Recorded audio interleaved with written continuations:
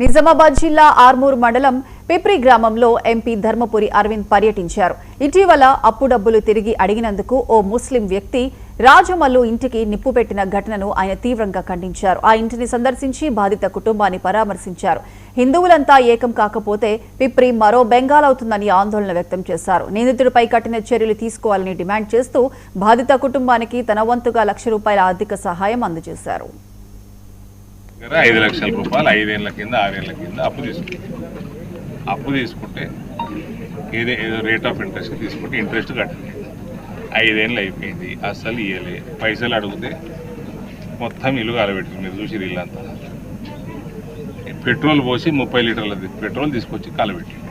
ఇది వీడీసీని అడుగుతా ఉన్నా, మీకు ఏం ముఖం పెట్టుకొని మీరు ఇక్కడ వాళ్ళని ఇంకా ఎంటర్టైన్ చేస్తున్నారు? పోలీసు వాళ్ళు 307 పెట్టి లోపల వేసారని చెప్తున్నారు. నిజమా?